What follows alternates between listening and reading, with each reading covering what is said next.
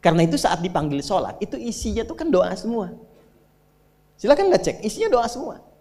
Dari mulai takbir, sujud sampai salam, isinya doa semua. Nah, itu konektivitas kita dengan Allah, minta. Kapan itu bisa terkabul dengan cepat doanya? Kapan selesai urusan kita? Kalau koneksinya bagus. Semakin kenal, semakin dekat, semakin mudah. Kadang belum minta, sudah diberi.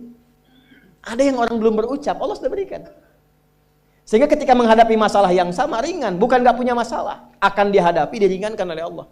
Masalah yang sama, ini sampai ribut, adu argumentasi. Orang ini cuma senyum, selesai. Menilai seseorang di tempat terbaik yang kita nggak bisa nolak dan mengakui memang dia orang yang terbaik, itu namanya maqam mahmudah. Tahukah Anda? Jalan untuk mencapai maqam mahmudah itu nggak akan mungkin kita dapatkan kecuali mendekati yang punya semua maqam, yaitu Allah Subhanahu wa taala. Dan jalannya lewat sholat. Itu lewat sholat. Tapi karena ini levelnya istimewa, tingkat tertinggi, ya prajurit pengen jadi komandan terhebat yang diakui, nggak ada orang nyoal. Di kepolisian pengen jadi pimpinan yang baik dan semua mengakui sehingga nggak ada yang nyoal. Di perusahaan pengen jadi pimpinan yang ideal, ya semua mengakui, nggak ada yang nolak. Itu maqam mahmudah. Jalannya apa? Ternyata nggak pakai uang, nggak pakai koneksi-koneksi yang tidak jelas. Koneksinya dibangun dengan Allah sehingga Allah melembutkan hati semua orang itu untuk menetapkan dia yang terbaik. Sholat. Karena levelnya tinggi, dinaikkan dari sekedar sholat fardu. Ditempatkan di waktu yang tidak biasa. Butuh pengorbanan, butuh perjuangan. Namanya tahajud. Jam 4 tuh biasanya kayu itu sudah dibunyikan, pembina masuk, teng, setengah jam sebelum subuh, sudah pada bangun semua. Saya jam 2 bangun. Mandi, semua siap-siap, sholat. Anda tahu apa yang terjadi? Terjadi perubahan sejak saat itu. Dari mulai suasana, keadaan, ketenangan, kedamaian, kenyamanan, dan semua aspek yang nggak pernah saya alami dan nggak saya duga sebelumnya. Ini ayatnya mahal sekali, kajiannya mahal, fokus, dan ini akan merubah hidup kita semua. Kalau setelah kita pahami, kita amalkan. Siap ya? Yuk kita mulai. Inna fi khalqis samawati wal ardh.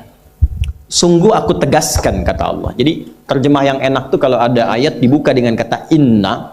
Inna itu kalau di gramatikal bahasa Arab itu kaidahnya begini. Harfun nasbin wa taukidin tansibul isma wa tarfa'ul khabara mabniyun 'ala al-fathi la mahalla lahu min al-i'rab.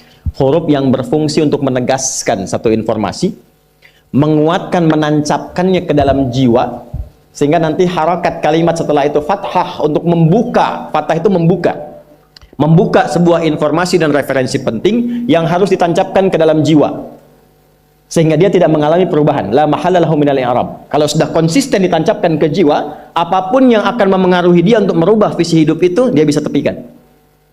Maka terjemahan yang paling enak, inna fi khalqis samawati wal ard. Sungguh aku tegaskan, kata Allah, di balik hikmah penciptaan langit dan bumi itu, waqtilafil laili wan nahar, dan pergantian siang dan malam.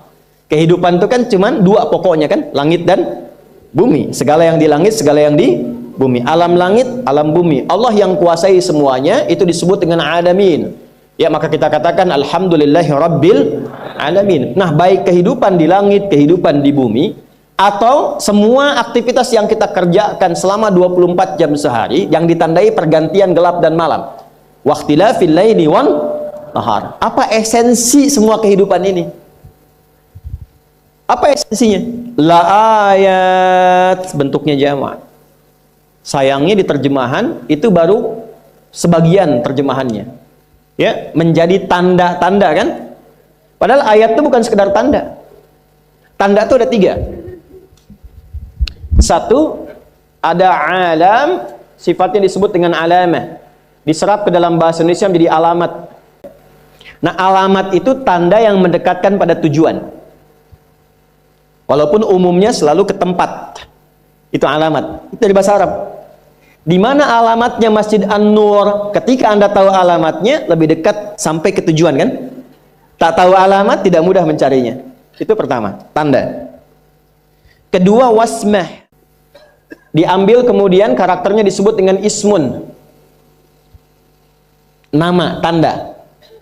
Nah, wasmah, samatun, ismun itu tanda untuk membedakan objek atau zat satu dengan yang lain. Misal orang Arab itu kalau punya kambing, misalnya, dia kasih tanda untuk membedakan ini kambing saya, itu kambing orang. Paham? Baik, nama kita dalam bahasa Arab disebut ismun, masmuka. Siapa namamu? Nah, kenapa diberikan nama itu? Untuk membedakan, memberi tanda, ini saya, itu fulan. Adi, saya yang nengok. Ade, Pak Ade yang nengok. Tuh kan? Ahmad, yang lain tengok. Nia, ibu yang tengok. Ada polisi razia, tangkap. Nama kamu siapa? Nia, Pak. Yang betul? Nia. Nama lengkap? Kurniadi. Itu aneh. Nah, itu ismun, sembah. Makanya kalau kita ingin diberi tanda yang baik, hadisnya katakan apa? Beri nama yang baik supaya dengan tanda itu dikenal baik. Tanda itu bukan sekedar memberikan nama, tapi memberikan kesan. Wasmun wa fi'lun thumma harfunil kalim. Itu kaidahnya. Seseorang itu akan dinilai dengan 3 hal. Pertama, ismun, namanya. Maka beri nama yang baik supaya orang itu bisa ta'zim dengan keadaan nama. Yang terakhir ada ayat namanya. Tidak pernah disebut ayat kecuali menunjukkan tanda yang membuat kita kenal dan dekat dengan Sang Pencipta, dengan Allah Subhanahu wa taala. Itulah yang menjadikan semua isi Quran disebut dengan ayat. Al-Fatihah berapa ayat? 7. Al-Baqarah 286 ayat. Ali Imran 200 ayat. Pertanyaannya, kenapa disebut ayat? Karena setiap kali kita baca Al-Quran, keadaan kita merasa lebih dekat dengan Allah. Kalau nggak percaya silahkan. Kita dengar aja kan sudah ingat Allah kan? Hati kita punya rasa yang berbeda kan? Sensasinya. Itu yang dimaksud Quran surah 8 di ayat kedua. Al-Anfal ayat kedua. Ya, innamal mu'minuna alladzina idza dzukirallahu wajilat qulubuhum wa idza tuliyat 'alaihim ayatuhu zadatuhum imana. Ini poinnya. Wa 'ala rabbihim yatawakkalun. Kata Allah, kalau Anda ingin mengecek keimanan itu hadir dalam jiwa atau tidak, kalau Anda ingin tahu orang itu beriman atau tidak, gampang. Ada tanda pokok, tapi yang kedua, ada tanda yang paling spesifik untuk melihat dia dekat dengan Allah atau tidak. Tanda pokok yang standar, itu adalah disebutkannya nama Allah. Jika disebutkan nama Allah, ada konfirmasi getaran dalam dirinya. Dan getaran itu hanya dimiliki oleh orang yang punya iman. Jadi kalau belum punya iman, nggak ada getaran itu. Atau imannya bermasalah. Cuma klaim di lisan, nggak nyampe ke jiwa. Ya, apa standarnya? Bila disebutkan nama Allah. Karena itu diperdengarkan disebutkan nama Allah itu 5 kali sehari di setiap pergantian waktu. Ya, subuh ganti waktu ke siang disebutkan lagi, siang ganti ke sore disebutkan lagi sampai malam. Ya, karena nanti bisa terjadi kata Nabi yusbihu mu'mina wa yumsi kafira. Paginya ada iman, sorenya luntur. Maka diperdengarkan di telinga kita supaya kedengaran. Telinga bahasa Arabnya itu udhun. Jamaknya adzan. Maka dalam adzan kalimat pertamanya disebutkan nama Allah. Allahu Akbar, Allahu Akbar. Kalau nggak percaya silahkan. Begitu mendengar nama itu disebutkan, bukankah ada konfirmasi getaran dalam jiwa kita? Minimal akan dikatakan sudah adzan, siap-siap. Nah, itu standar iman. Standar iman. Tadi subuh jam berapa ya? 4? 444, 42, 45. Oh, terjadi perbedaan pendapat.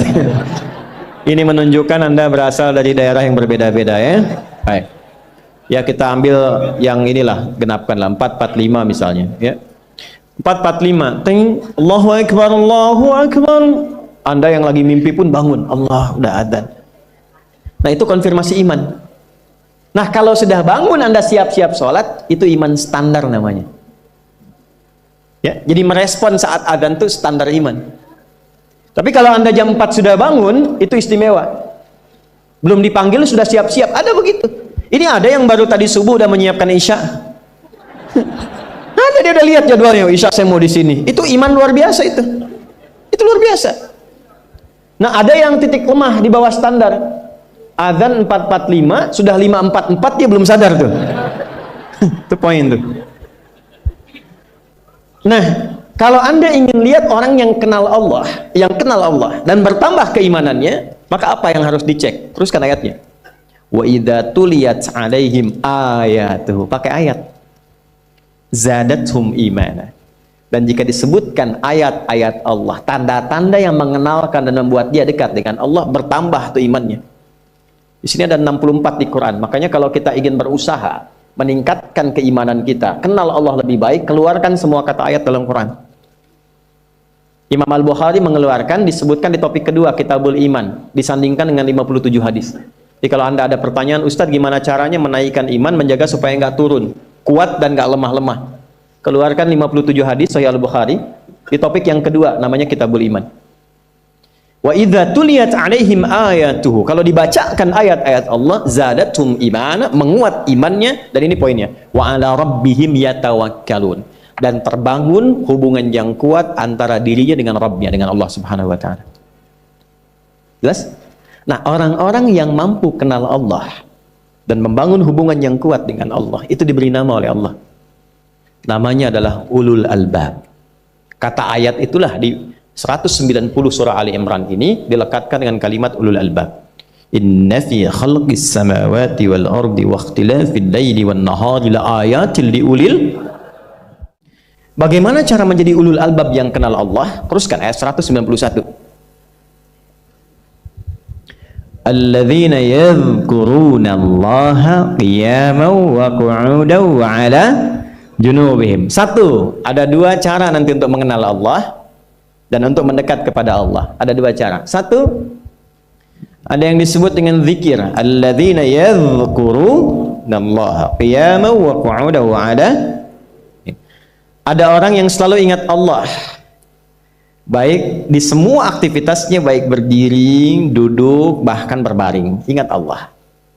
Tadi yang saya katakan, lihat langit, ingat Allah. Nih Pak, indahnya begini Pak, maaf ya, lihat istri itu ingat Allah, lihat anak ingat Allah, ibu lihat suami ingat Allah. Kalau melihatnya begitu, maka substansi berumah tangga itu nikmat rasanya, dan tanggung jawab itu melekat pada diri kita untuk terjaga dalam kebaikan. Ya, saya nitipkan handphone saya ke antum, dan antum tahu itu punya saya, ya, dan Anda mencintai saya misalnya, ta'zim di situ. Mungkin nggak handphone itu ditempatkan di tempat yang tidak baik? Mungkin nggak Anda taruh di lantai begitu saja? Demi Allah saya katakan, mungkin Anda akan mencari tempat terbaik, disimpan di situ, dirapi-rapikan, dilap-lap, karena Anda merasa itu punya saya yang dititipkan pada Anda. Manusia saja bisa Anda perlakukan demikian. Bagaimana ketika Anda melihat anak itu amanah Allah, yang Anda sebagai orang tuanya akan ditanya di kemudian hari. Maka kalau mau bersikap yang gak enak itu, gak bisa Pak kita lakukan. Mau bentak tuh gak bisa, mau marah tuh ditahan-tahan, ya. Dan itu dijaga. Lihat istri sebagai amanah Allah itu beda caranya dengan hanya melihat kemanusiaannya saja. Istri melihat suami sebagai amanah Allah akan lain. Ya. Makanya akan selalu sempat dan optimal merawat istri sendiri dibandingkan lihat-lihat istri orang. Begitu sebaliknya. Ibu pun tidak harus berharap, kenapa ya suami saya nggak seperti Ustadz? Harapan yang sia-sia. Sudah ada turunan hikmahnya. Nah, itu ada latihannya. Latihannya apa? Alladzina yadhkurunallah, zikir. Jadi kalau zikir itu sudah kuat dalam diri kita, ya, sudah menghadirkan esensi zikir dalam diri kita, yang dilihat semuanya itu semua anugerah Allah Subhanahu wa taala. Jadi saat dia gembira itu dia bersyukur, dan saat dia sedang mengalami duka dia bersabar. Semua sama sebagai ibadah. Ajaban li amril mu'min. Kalau sudah seperti itu, kata Nabi, perkara hidupnya mengagumkan, gak ada keluhan. Itu latihannya zikir. Nah, zikir ini di Quran diturunkan dalam bentuk yang pokok berupa amalan ritual. Karena itulah semua bentuk amalan ritual disebut dengan zikir. Jadi kalau kita ingin hadirkan sifat tadi, maka cara pertama tingkatkan ibadah ritual. Salat, apalagi Al-Quran. Saya ambil dua dulu lah supaya nggak banyak-banyak dulu. Yang pokok salat yang kita lakukan tiap hari. Tinggal kuantitas dan kualitas kita tingkatkan. Maaf, lihat sini baik-baik. Salat itu di Al-Quran disebut dengan zikir. Dalilnya Quran surah ke-20 ayat ke-14. Perhatikan baik-baik. Innani anallah La ilaha illa ana fa'budni wa aqimis salata lidzikri. Itu dalilnya. Sayalah Allah, kata Allah. La ilaha illa ana, tidak ada Tuhan yang layak dipertuhankan dan layak disembah kecuali saya, Allah. Bagaimana kenal Allah sebagai Tuhan? Ya, yang layak disembah, yang harus dipertuhankan, kenalnya bagaimana? Mendekatnya bagaimana? Fa'budni, sembah saya supaya kamu kenal saya, dekat dengan saya, tahu saya. Bagaimana caranya? Wa aqimis shalah, tunaikan salat. Jadi kalau pengen dekat dengan Allah, terkoneksi kepada Allah, tersambung, punya sifat tawakal yang kuat, nih tingkatkan sholatnya, tambah. Makanya tiap hari kita sholat 5 waktu itu, untuk membangun konektivitas dengan Allah. Sebab kalau sudah dekat, aksesnya pun terbuka semua. Itu maksudnya. Anda dekat dengan pimpinan, akses di perusahaannya kan mudah untuk diakses. Ya kan? Kita punya kenalan yang kuat, yang punya sesuatu, aksesnya mudah dibuka. Kita kenal Allah dan dekat dengan Allah, apa yang sulit bagi Allah? Dan ini kita yakin. Nah sekarang Allah kasih jalan. Coba lihat orang-orang dulu, ya. Mereka ketika akan melatih dirinya untuk tersambung kepada Allah, sholat semua, termasuk para nabi, rasul. Tapi dahsyatnya, ketika ada apapun dalam kehidupannya yang sulit, Allah mudahkan, minta langsung dikabulkan.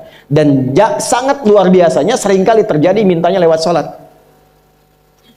Nabi Zakaria itu kan dihukumi istrinya oleh medis itu menopause dan mandul, maaf, nggak mungkin punya keturunan. Kapan mintanya? Dalam sholat, mohon sama Allah, dan itu dikabulkan dan diabadikan di Quran dengan surah yang sama, Ali Imran ayat 38 sampai 39. Hunalika da'a Zakaria rabbah qala rabbi habli min ladunka dzurriyyatan thayyibah innaka sami'ud du'a. Ya Allah, mereka mengatakan aku nggak mungkin punya keturunan. Mereka mengatakan istriku punya keterbatasan. Maka aku memohon kepadamu yang tidak punya batas dalam pemberian. Engkau yang maha mendengar. Kalau kepada yang maha mendengar doa saya tidak dikabulkan, mohon tunjukkan kepadaku lewat sholat ini ya Allah, dengan cara apa lagi dan kepada siapa aku mesti memohon. Itu nggak nunggu lama, permohonan selesai, turun jawaban ayat 39-nya. Fanadathul malaikatu wa huwa qa'imun yusalli fil mihrab. Turun malaikat mengabarkan engkau dapat kabar gembira akan punya anak, langsung namanya dikasih Allah Yahya. Annallaha yubasyiruka bi Yahya. Artinya hidup yang mustahil menurut manusia, lahir dari rahim seorang perempuan, maaf, yang divonis monopause dan mandul, bayi yang hidup, kata Allah nggak ada yang mustahil, lahir dan terjadi itu. Yahya, John, lahirlah. Kapan terjadinya? Saat sholat. Karena itu saat dipanggil sholat, itu isinya tuh kan doa semua. Silakan nggak cek, isinya doa semua. Dari mulai takbir, sujud sampai salam, isinya doa semua. Dan itu konektivitas kita dengan Allah, minta. Kapan itu bisa terkabul dengan cepat doanya? Kapan selesai urusan kita? Kalau koneksinya bagus. Makanya disebutnya zikir, yang terhubung, yang nyambung. Semakin kenal, semakin dekat, semakin mudah. Kadang belum minta, sudah diberi. Ada yang orang belum berucap, Allah sudah berikan.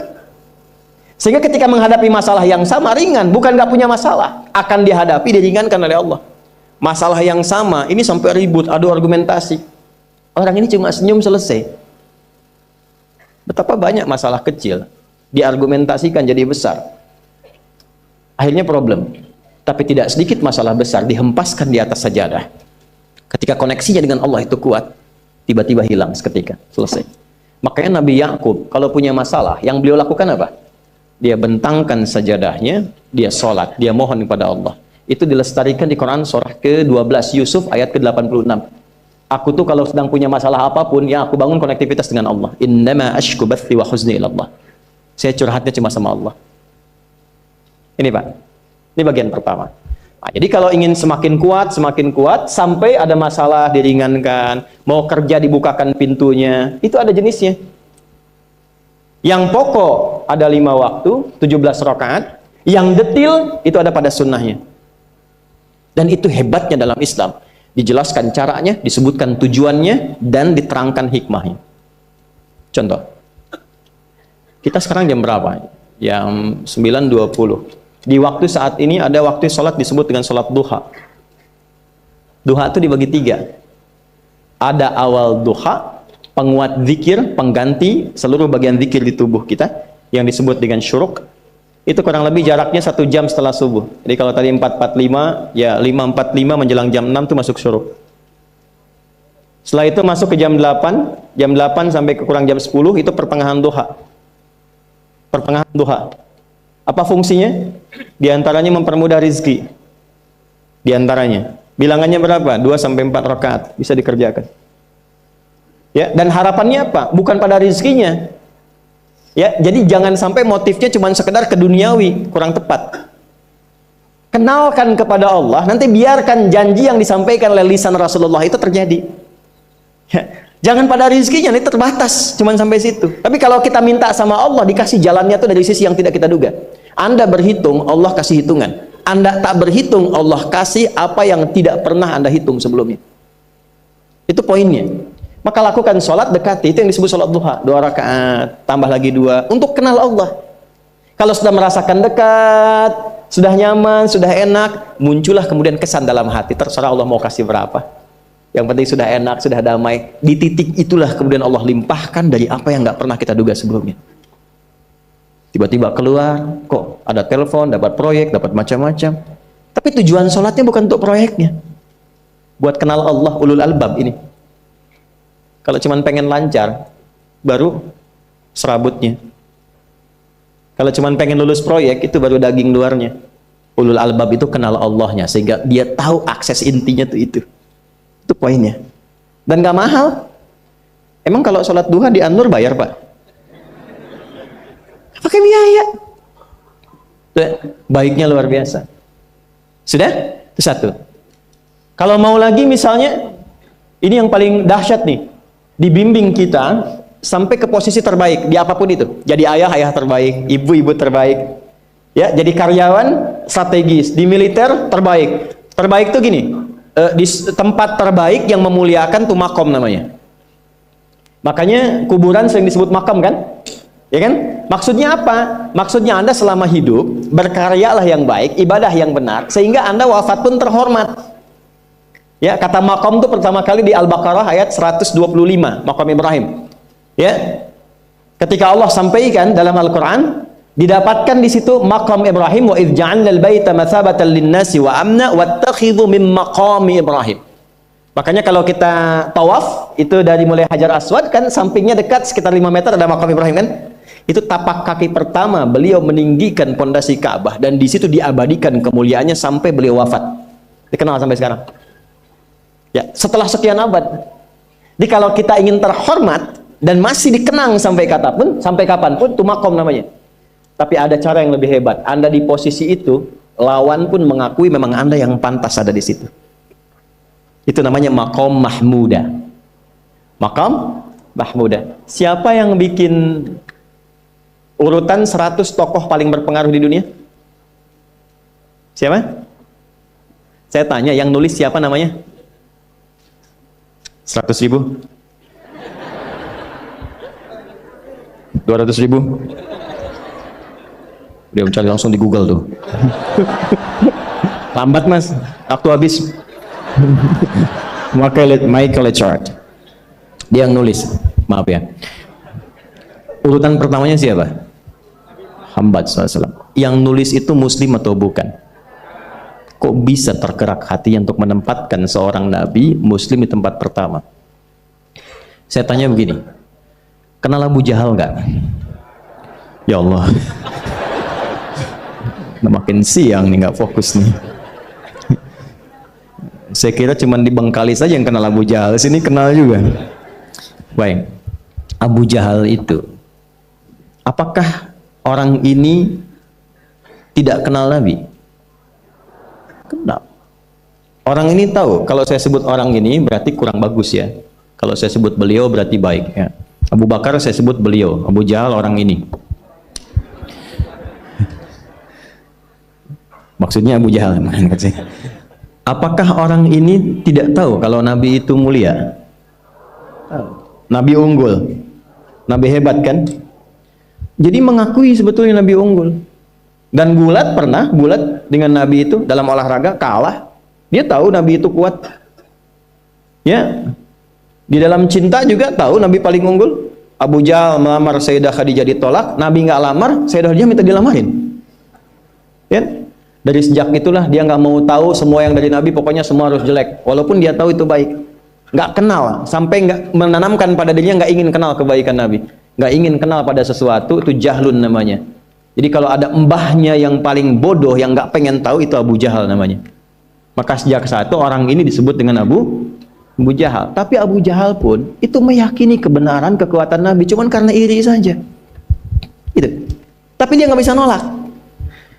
Menilai seseorang di tempat terbaik yang kita nggak bisa nolak dan mengakui memang dia orang yang terbaik, itu namanya maqam mahmudah. Tahukah Anda, jalan untuk mencapai maqam mahmudah itu nggak akan mungkin kita dapatkan kecuali mendekati yang punya semua maqam, yaitu Allah Subhanahu wa Ta'ala. Dan jalannya lewat sholat.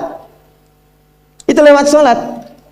Tapi karena ini levelnya istimewa, tingkat tertinggi, ya prajurit pengen jadi komandan terhebat yang diakui, nggak ada orang nyoal. Di kepolisian pengen jadi pimpinan yang baik dan semua mengakui sehingga nggak ada yang nyoal. Di perusahaan pengen jadi pimpinan yang ideal, ya semua mengakui, nggak ada yang nolak. Itu maqam mahmudah. Jalannya apa? Ternyata nggak pakai uang, nggak pakai koneksi-koneksi yang tidak jelas. Koneksinya dibangun dengan Allah sehingga Allah melembutkan hati semua orang itu untuk menetapkan dia yang terbaik. Sholat. Karena levelnya tinggi, dinaikkan dari sekedar sholat fardu, ditempatkan di waktu yang tidak biasa, butuh pengorbanan, butuh perjuangan, namanya tahajud. Turunlah Quran surah ke-17 ayat 79 sampai 81 itu. Quran surah 17 ayat 79 sampai 81. Ini poinnya. Wa minal laili fatahajjad bihi nafilatan laka asa ayyab'athaka rabbuka maqaman. Ini kan terjadi keanehan kan, ironinya. Anda pengen sukses, pengen tertinggi, Anda tahu Allah penentunya, Anda tahu Allah yang punya rizki, Allah punya kekuasaan, tapi Anda nggak mendekati Allah. Terus yang dipakai cara-cara salah, kenapa harus korupsi? Kenapa harus nyogok? Kalau SK-nya nggak Allah tetapkan, nggak akan turun juga. Dan sudah hukum, kalau ayah berbuat maksiat, itu anak istri pasti kena. Itu udah hukum. Makanya saya mohon deh, ya para ayah itu kalau mencari nafkah, cari yang benar. Kasihan anak Anda yang di SD, harus berhenti sekolah. Maaf, bukan anak Anda, maksudnya anak orang lah. Kenapa harus korupsi? Maka ketika ada tawaran sogokan yang nggak bagus, tuh yang dibayangkan tuh itu bukan cuma proyek jalan dapat uang banyak, tuh anak-anak tuh bahaya. Ke sekolah disebut anak koruptor, sedih. Istri nggak sanggup keluar belanja. Itu pikirkan, itu sudah hukum. Sudah hukum. Anak juga begitu. Kalau mau berperilaku, ingat orang tua. Sebab ketika tidak baik, orang tua pasti kena. Anak di sekolah berantem, yang dipanggil siapa? Orang tuanya. Itu selalu terikat. Di rumah tangga itu selalu begitu. Karena nafas itu terikat. Semua saling mengikat. Babnya itu jelas. Nah, balik ke sini, kalau ingin tingkat yang tertinggi, dekati pemiliknya Allah ini. Makanya tuh harus punya itu. Itu ringan kalau sudah punya itu tuh Allah. Saya punya Allah. Anda mau apa? Nggak takut hidup. Nabi ditodong pakai pedang. Siapa yang menyelamatkan Muhammad sekarang? Ringan Nabi jawab, Allah. Jatuh pedang tuh. Dibalik, kamu siapa yang menyelamatkan kamu? Bingung. Dan punya Allah itu luar biasa.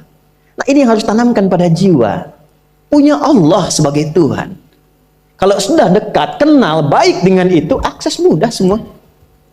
Dan yang paling indah itu apa? Menerima apa yang Allah tetapkan. Hari ini nggak dapat, alhamdulillah. Saya masih dikasih jalan. Alhamdulillah, besok belum dapat. Ada akumulasi, paham. Paham. Nah, itu nggak mungkin bisa dapat rasa itu. Salah satunya, ikhtiarnya apa? Nih, tahajud. Dan hebatnya kenapa sholatnya disebut tahajud, tidak disebut sholat hajat. Ada hajat, ada tahajud, beda. Hajatun, hajada, hajadun, ada tahajjada, ya tahajud, tahajud, beda. Tahajud ini akarnya 3 huruf, ha, jim, dal. Hajada itu asalnya bangun dari tidur malam, tidur dulu lalu bangun setelah itu hajada. Pelan-pelan, paham sampai sini? Kita teruskan. Kalau kita ingin berusaha untuk bangun, mengoptimalkan diri untuk bangun, maka tambahkan tak di depannya. berusaha untuk mendapatkan atau mencapai sesuatu. Kalau yang kita akan lakukan itu tidak mudah, nggak gampang bangunnya, sehingga butuh rencana, butuh persiapan, ya kan? Maka tambahkan tasydid sebelum huruf akhirnya. Dari kata syiddah, apa yang mau dikerjakan ini nggak mudah. Memang pengen bangun itu jam 3. Tapi kan nggak tiba-tiba ujuk-ujuk bangun jam 3, belum tentu. Ya kan? Kita harus rencanakan dulu supaya bisa bangun, saat bangun tuh siap, bukan cuma bangun. Bangun jam 3, sholatnya 4:30, ya kan jauh. Maka untuk bangun jam 3 itu butuh persiapan, nih syiddah. Maka rencanakan, pasang alarm 3 kali. Misal yang ikhtiarnya jam 2, jam 2.15, jam 2.30.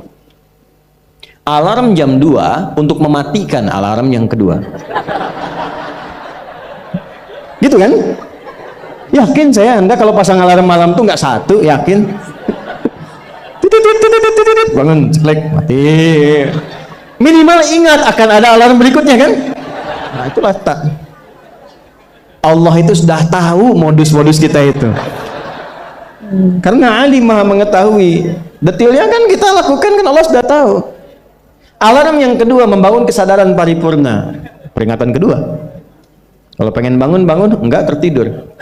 Maka ketika sampai pada alarm ketiga, sudah sadar kita.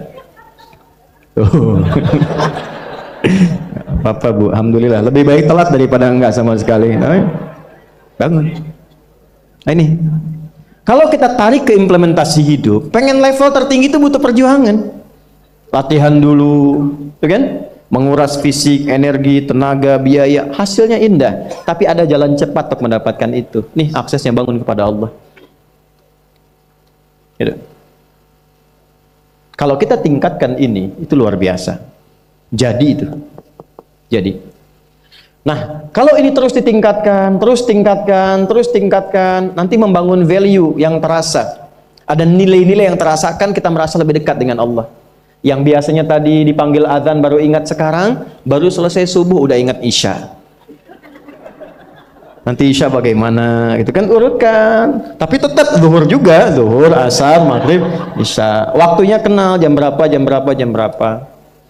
Bahkan dipetakan, saya nanti akan ke sini, masjid yang terdekat di situ. Jadi lihat peta itu, ya, lihat peta jalan, saya nggak sebut nama supaya nggak endorse. Itu lihat peta jalan, itu dia petakan, saya akan sampai di situ jam berapa, durasinya berapa, masjidnya di mana. Kalau tertinggal di situ, di sini saya sholat Jumatnya. Sampai ke situ. Nah, value yang membuat kita semakin meningkat dekat dengan Allah itu takwa namanya. Takwa. Disebutkan sebanyak 240 kali dalam Al-Quran. Nah, intinya itu ini nih. Di jiwa takwanya. Kalau ini sudah ada, Allahu Akbar. Silahkan Anda keluarkan semua kata-kata takwa di Quran. Tidak ada kecuali yang indah semuanya. Quran surah 65. 65 itu babnya bab tolak, surahnya at-tolak. Tolak itu persoalan terbesar di rumah tangga. Nggak akan bisa terjadi yang demikian itu kalau ada takwa di dalamnya. Nyambung. Kalaupun mesti terjadi, itu spirit takwa mengarahkan pada yang terbaik. Makanya di ayat kedua di ujungnya sampai ke ayat 3, apa yang terjadi? Di rumah tangga itu kan cuma 2 babnya. Satu masalah dari komunikasi, yang kedua materi. Perhatikan, wa may yattaqillaha yaj'al lahu makhraja wa yarzuqhu min haitsu la. Siapapun yang mampu meningkatkan takwanya kepada Allah, pakai man tuh, setiap personnya. Suami, istri, ayah, ibu, anak, satu keluarga mencoba meningkatkan takwa. Dia tahajud, bangun semua ingatkan. Bangun semua tahajud, salat duha, yuk ingatkan dimanapun. Alhamdulillah. Apa yang terjadi ketika dilakukan? Allah. Apa jawab Allah? Yaj'al lahu makhraja. Enggak pakai alif lam, makhraja. Masalah apapun yang engkau alami, suami berangkat ada masalah umum yang semua orang mengalami itu, tapi yang ini enggak. Kena macet, ada macet, dia mau berangkat, tiba-tiba diarahkan, jangan lewat situ Pak, macet, Bapak kesini aja. Ya, Pak ikut kami saja Pak, tiba-tiba patwal datang, ayo ikut. Ya, itu bisa terjadi. Wa yarzuqhu min haitsu la yahtasib, bahkan rezekinya pun itu datang dari sisi yang enggak diduga. Gak nyangka ya, emang gak sangka datangnya. Ya, habis sholat tiba-tiba telepon masuk, belum selesai proyek ini ada permintaan itu. Beda istidraj dengan takwa itu lain. Kalau istidraj itu bertambah tapi lupa Allah. Hati-hati. Proyek nambah, sholat lupa. Hati-hati. Hati-hati ya. Pekerjaan menambah, omset nambah, tapi nggak pernah bisa ngaji. Nggak pernah mampu sholat. Hati-hati itu. Dan paling bahaya kalau itu nambah terus sehingga membuat lupa semua ibadah. Itu istidraj namanya. Istidraj. Ancamannya akhirat tuh, hati-hati. Segera ingat, segera ingat. Tapi kalau semakin nambah, semakin ingat Allah, itu anugerah. Karena Allah telah menilai hamba ini paham menjalani kehidupan, sehingga dia ngerti. Makanya Utsman, Abdurrahman bin Auf, setelah masuk Islam, hartanya makin nambah. Karena kenapa? Karena telah dinilai layak mengelola harta, paham cara mengelolanya. Dapat segini, alokasikan ke sini. Dapat segini, alokasikan ke sini. Pak, di mana logikanya? Ada 600 truk hasil usaha. Bapak punya 600 perusahaan. Satu perusahaannya itu bergerak di bidang misalnya logam mulia. Ya, ada emas, ada berlian, ada macam-macam dan sebagainya. Satu kali Anda berhasil mendapatkan kurang lebih 600 truk logam mulia di dalamnya. Mau datang kemudian ke tempat Anda di jalan. Tiba apa yang terjadi? Ada komen tetangga kepada Anda. Misal, komennya nggak langsung, cuma ke teman tetangga Anda dengar. Waduh, Pak Asep hisabnya luar biasa kayaknya ya. Hisabnya, bukan berliannya. Hisabnya luar biasa, terus nyampe di telinga Anda. Kira-kira ketika mendengar itu respon Anda apa? 100.000? Bingung kan? Bingung. Lihat Abdurrahman bin Auf, jazakallahu khair. Datang 600 kafilah pakai unta. Isinya semua emas, berlian, perak, macam-macam. Heboh Madinah, bum bum bum bum bum bum bum. Tiba-tiba Sayyidah Aisyah komen radhiyallahu taala anha. Beliau kan yang terdekat dengan Nabi, satu istri Nabi SAW. Jadi kalau sudah ring satu Nabi, ada yang komen, kita tuh cuma 3 sikapnya. Like, share, and subscribe. Gak usah ikut komen lagi. Sukai, share, subscribe. Ikuti jalannya.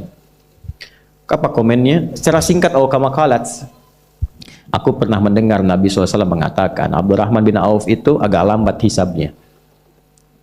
Ya, selambat-lambatnya cepat juga dibanding kita kan? Ya? Maksudnya apa? Ingin menggambarkan betapa banyak kekayaannya. Scan, checklist, semua. Ketika mendengar komen itu, apa kata Abdurrahman bin Auf? Saya jadikan semua yang baru datang itu saya sedekahkan semua untuk orang Madinah. Supaya mempercepat hisabnya itu. Saya sedekahkan semua. Bisa nggak begitu? Coba lihat handphone antum itu.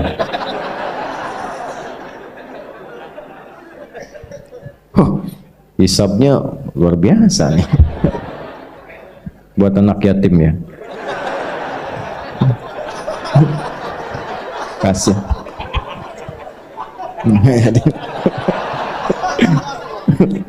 Antum yatim itu kalau belum balik. Ini udah bisa nyari sendiri.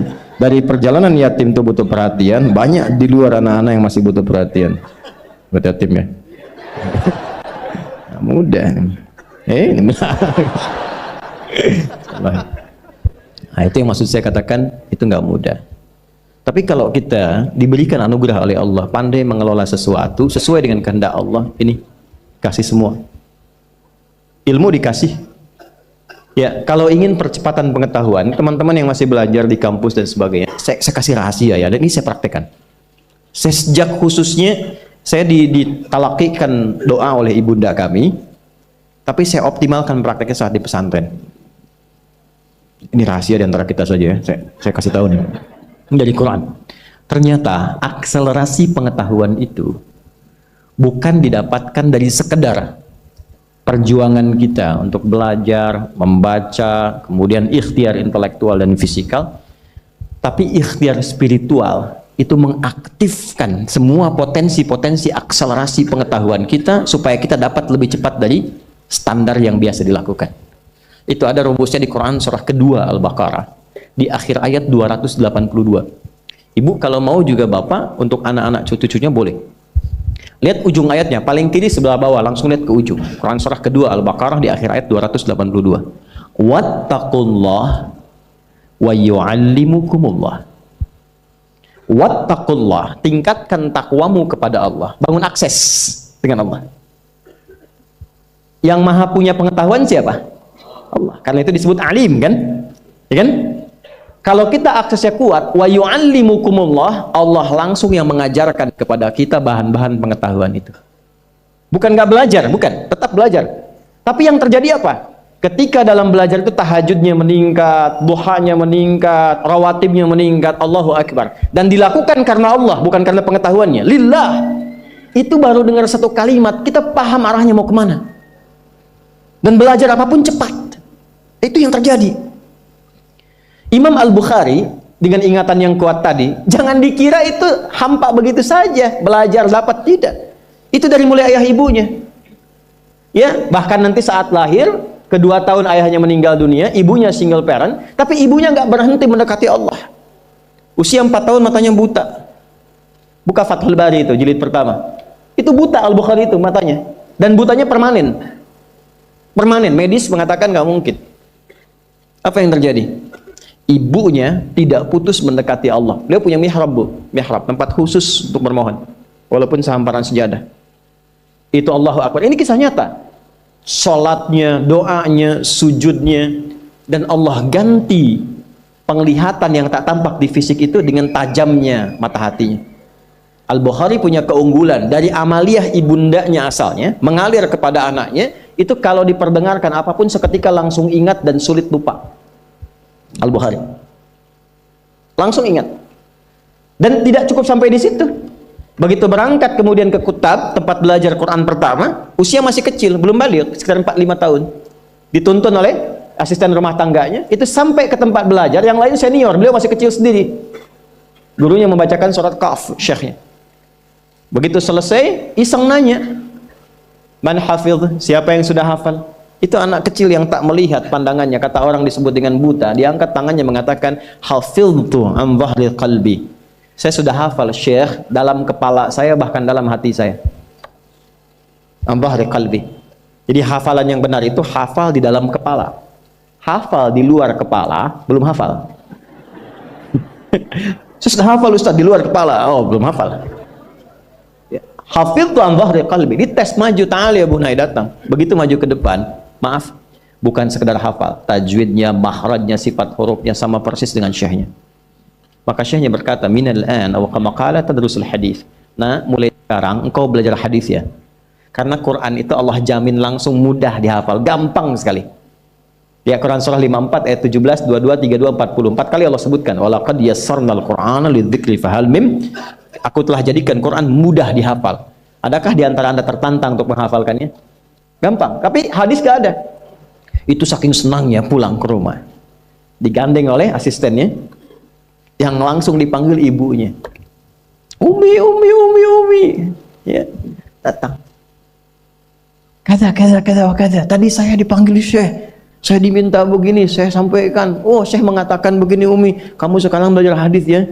Umi, mulai hari ini saya pengen belajar hadis. Ibunya tersentuh dalam jiwanya, tapi melihat seakan ada keterbatasan di anaknya. Beliau katakan, "Aw kama qalat ya bunayya, iktafi bil Qur'an tsumma al hadis." Aw kama qalat, nah, Quran dulu ya, setelah selesai baru hadis. Maksudnya supaya nggak banyak beban. Tapi anaknya pun hormat pada ibu, tapi yakin dengan perkataan gurunya, ta'zimnya.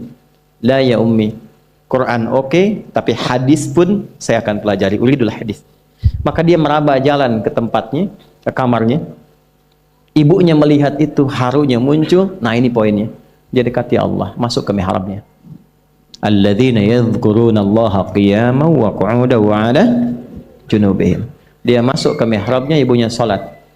Dalam salat itu ditumpahkan dalam sujudnya mohon kepada Allah untuk dibuka kembali pandangan Al-Bukhari.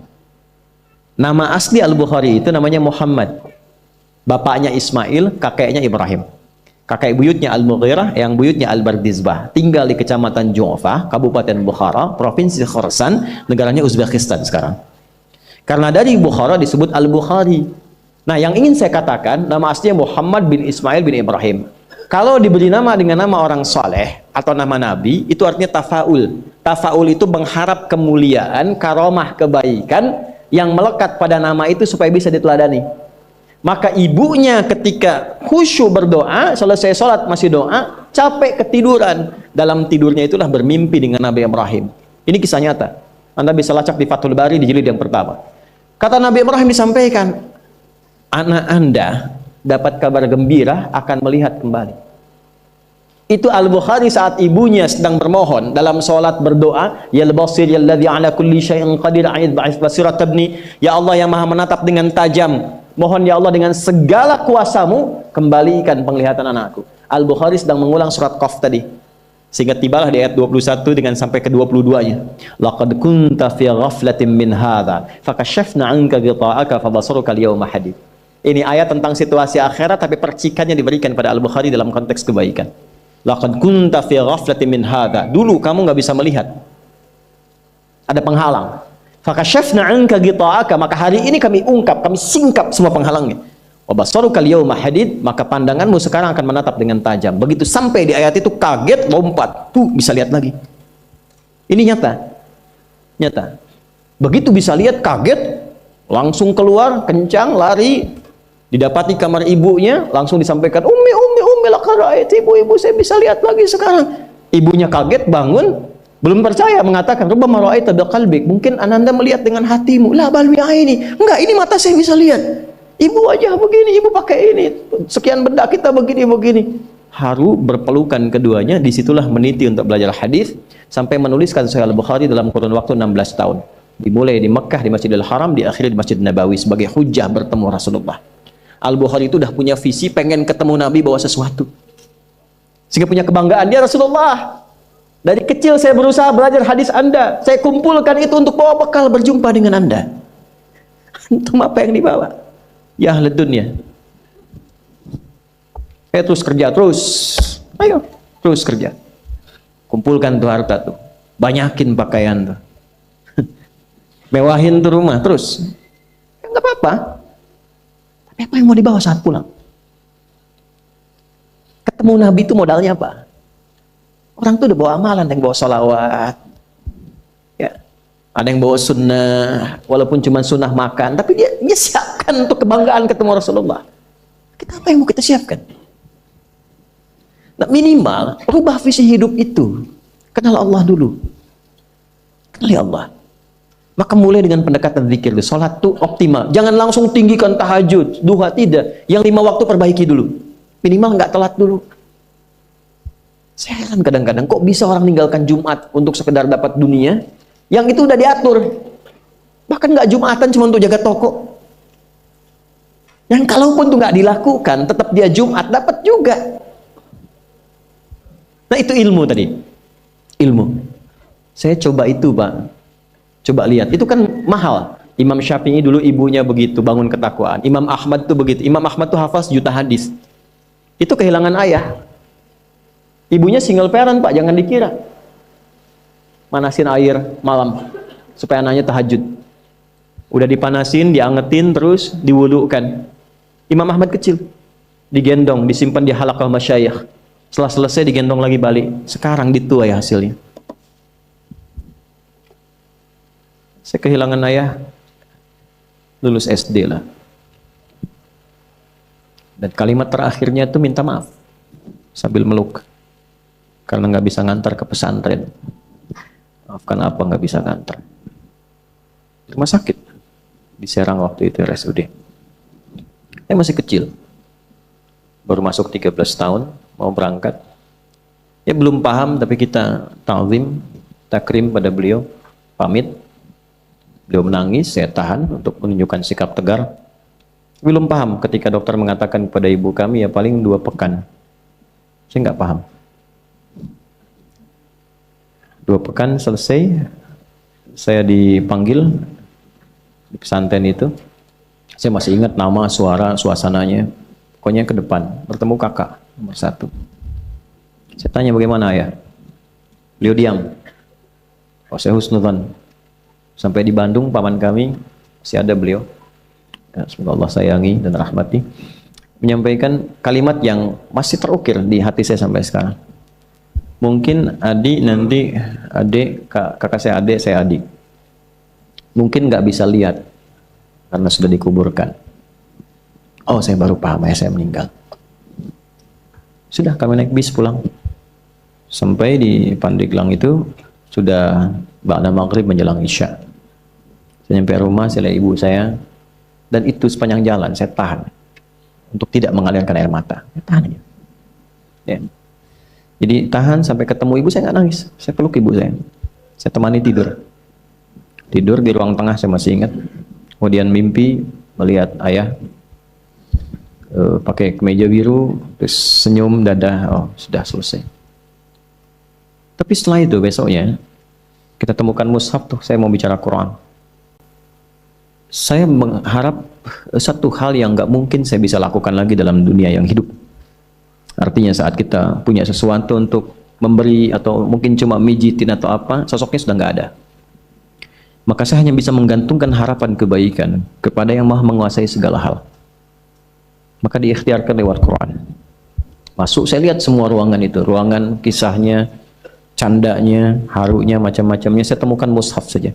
Saya bawa mushaf warna biru, Hasbi As-Siddiqi waktu itu, luar covernya, menghadap ke kiblat, cuma minta, ya Allah, mohon jadikan setiap huruf yang saya baca dari Quran ini atau saya hafalkan menjadi cahaya untuk ayah saya di alam kuburnya, menjadi pahala yang mengalir untuk kedua orang tua saya.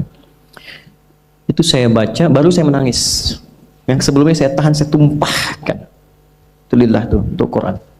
Bagaimana caranya? Saya pengen mencintai Quran, dekat dengan Quran, lillah untuk itu. Itu yang saya baca, selesai baca Quran itu nggak keluar, nggak hilang.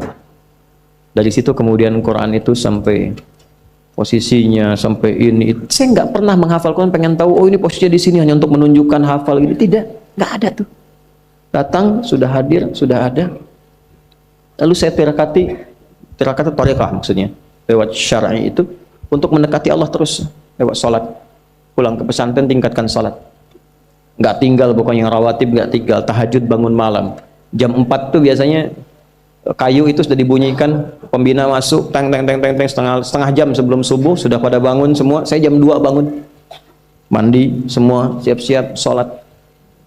Nggak tahu apa yang terjadi. Terjadi perubahan sejak saat itu. Dari mulai suasana, keadaan, ketenangan, kedamaian, kenyamanan, dan semua aspek yang nggak pernah saya alami dan nggak saya duga sebelumnya. Bapak Ibu, kalau saya sholat nih, yang lain hari Selasa khususnya, Selasa itu waktu daging, paling enak makanan di pesantren. Hari Selasa. Yang lain biasanya telurnya kalau dadar dibagi 4, tipis-tipis, kasih kecap, kasih kerupuk. Pagi. Hari Selasa istimewa karena daging, walaupun biasa. Tapi saya tetap konsisten mencoba ini. Sholat dulu, kalau belum selesai sholat sunnah, belum menikmati, nggak keluar. Yang lain begitu salam, selesai, kultum, langsung rame. Berangkat ke rumah makan. Santri, oh dunia santri itu menyenangkan. Pesantren itu luar biasa lah kesannya. Saya bertahan sholat. Begitu nengok, sudah selesai, tenang zikir. Tinggal berapa orang berangkat, kita bawa mangkok, bawa piring ke rumah makan. Alhamdulillah sepi. Alhamdulillah sepi. Habis Pak. Tapi kisahnya to be continue kan? Belum selesai. Cep Adi katanya. Aduh, kisah kedapnya antosan, mak candakeun. Cep Adi, tunggu sebentar. Nanti emak bawakan katanya. Mama dapur. Itu dibawa piring saya berangkat ke dapur, dapatnya 2. Gitu. Saya dekati yang punya. Dan selalu terjadi begitu. Allah lembutkan hati orang-orang itu, datang. Problem muncul, ujian olahraga. Waktu diuji, ayah meninggal, saya nggak ikut. Yang lain 8 itu paling tinggi, saya dapat 6. Nama gurunya karena baik, Pak Gumbira namanya. Senang terus orangnya. Enggak, itu saya betul-betul namanya. Saya dipanggil terpisah. Itu baiknya luar biasa. Nah, Bapak minta maaf. Ini terpaksa karena Ananda nggak ikut ujian. Bapak kasih 6, yang lain itu 8, 7, 6. Saya bilang nggak apa-apa Pak, saya juga minta maaf, saya nggak bisa ikut ujian karena ayah saya meninggal kemarin. Meninggal, Bapak turut berduka cita. Demi duka cita Bapak naikkan 6 jadi 8 gitu. Dapat juga 8. Alhamdulillah, nggak perlu lari 8 Pak. Gitu. Ini berkah. Ini kita dekati yang punya. Sampai sekarang begitu. Pokoknya saya nggak peduli Pak. saya berangkat dakwah apa dan sebagainya. Itu dakwah, tadinya nyewa ruko, kantor sudah jadi macam-macam, kita wakafin. Ya, ada kendaraan wakaf. Ini kamera itu wakaf tuh. Nanti saya meninggal ada yang teruskan. Ya, wakaf, pesantren wakaf semua, dari mulai tanahnya sampai gedung bangunan itu kami wakafkan semua. Karena apa? Tujuan saya berdakwah bukan mengumpulkan itu. Nanti gantian, ini cuma dipakai aja. Ini sementara yang saya pakai itu cuma kitab, baju beberapa. Selesai gantian, kasih lagi. Hidupnya enak, hasilnya apa? Sampai sekarang itu nggak pernah beli. Oh, kasih hadiah dari ujung kepala sampai ujung kaki.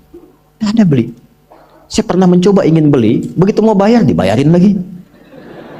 Akhirnya saya lakukan dengan pakai masker, jalan nggak boleh ada orang tahu, supaya saya tahu caranya beli itu gimana. Berhasil, alhamdulillah. Dan harus saya tutup rapat, begitu ketahuan dapat lagi nanti. Ya, ternyata apa? Lebih gampang dibeliin daripada beli sendiri. Ini aksesnya. Dan kita nggak merasa tinggi, biasa saja gitu. Itu melatih diri. Tapi bukan apa-apa, cuman ikut orang dulu, meneladani ulama-ulama dulu saja, nikmat hidupnya. Itu aja poinnya, apa yang mau dicari.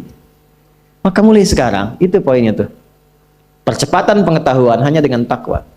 Saya kalau mau ujian, teman-teman itu ke kelas, saya ke masjid. Silakan tanya sama teman-teman seangkatan saya pasti ke masjid. Apa yang terjadi? Ya kita lihat. Cuma ini yang jangan ditiru. Saya itu dulu jarang menulis. Ya, sekarang malah senang nulis. Karena apa? Ada merasakan dari ibu, doa ibu. Jadi ingatan yang cukup nyaman dengan ingatan itu. Jadi kalau ada sesuatu yang baik berkesan, itu saya nggak lupa. Biasanya Allah berikan kejagaan di situ.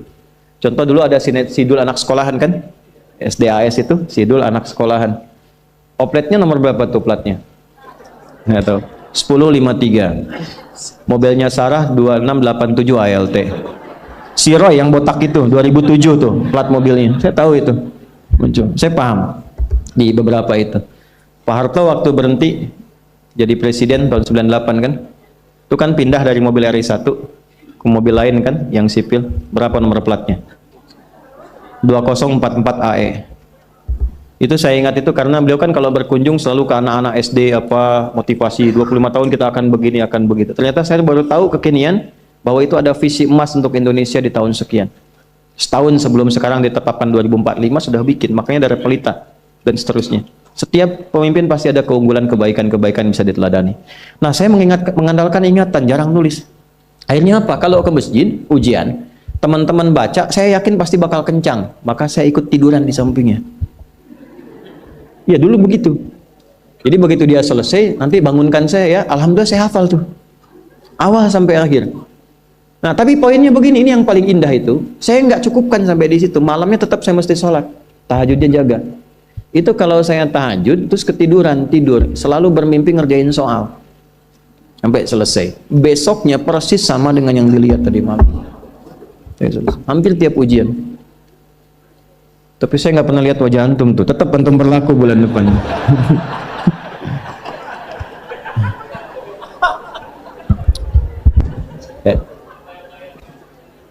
Udah ya?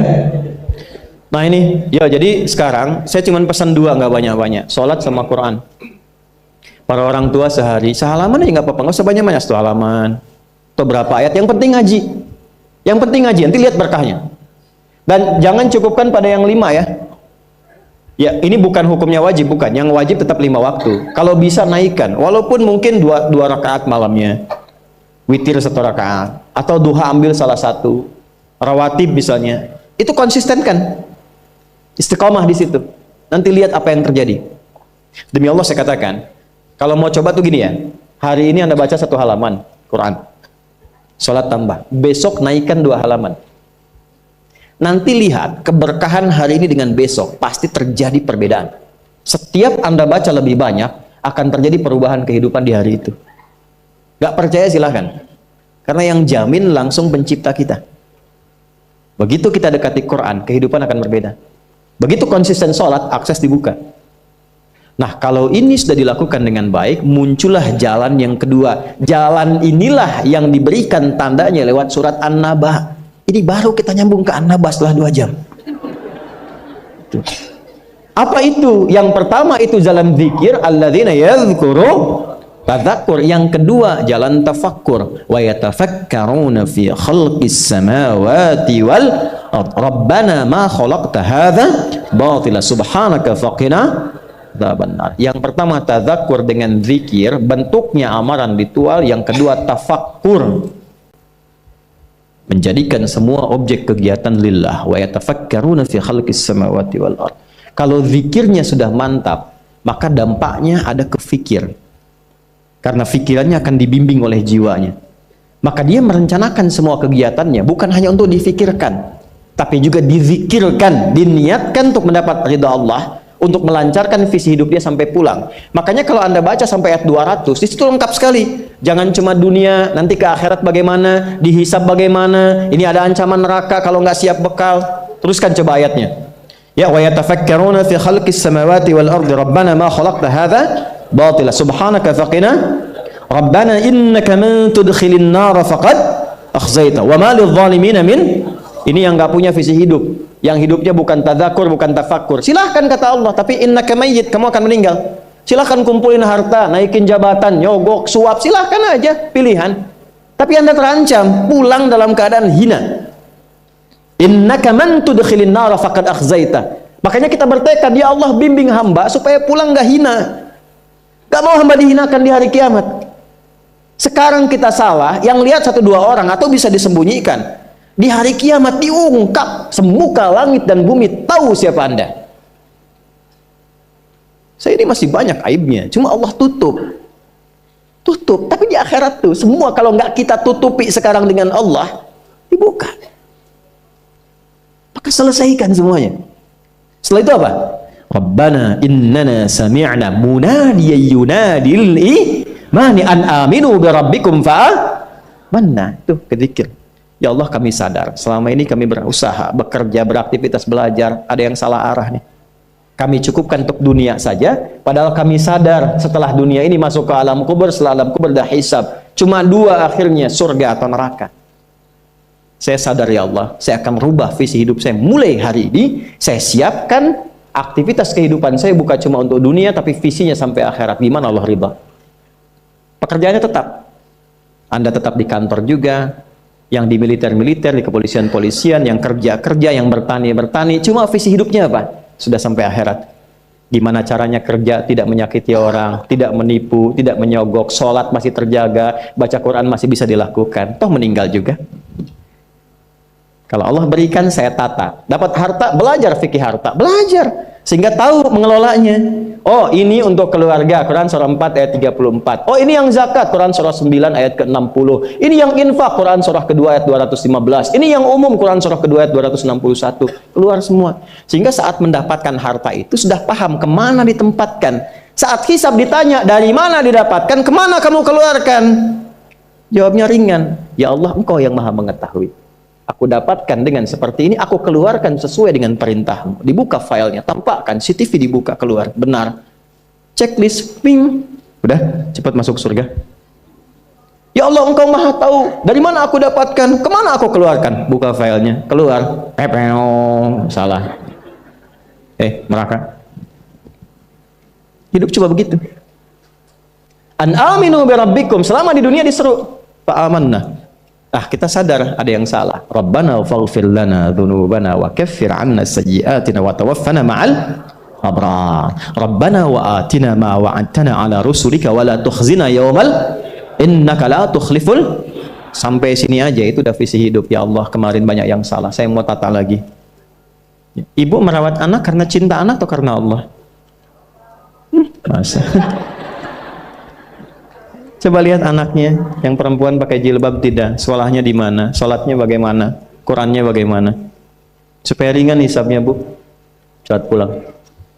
Pak juga ya, ini koreksi, setelah itu ingat, baru kita punya harapan, ingin sekomplek di surga dengan para rasulmu ya Allah. Tuh. Ya, tadi kan rusulika wala tukhzina yaumal qiyamah, kami pengen sekomplek seperti yang kau janjikan. Maka diturunkanlah caranya. Di situ ada Quran surah keempat ayat 69. Ya kan? Wa may yuti'illaha wa rasul faulaika ma'al ladzina an'ama Allahu 'alaihim minan nabiyyina was-siddiqina wasyuhada'i was-salihin wa hasuna ulaika rafiqa. Siapa yang pengen sekomplek dengan semua nabi yang pernah bertugas di bumi, maka taati Allah dan Rasulnya. Jadi 3 golongan selain nabi. Siddiqun, orang yang membenarkan tuntunan kemudian dia kerjakan.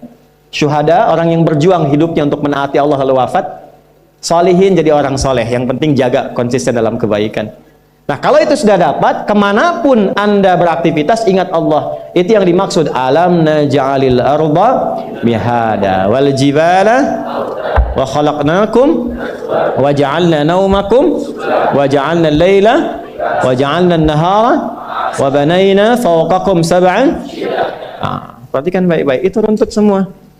Jadi Anda yang kembali riset, lihat gunung, yang di geologi, yang ditambangnya apa, ingat Allah. Sehingga nggak mungkin nambang sembarangan. Kan?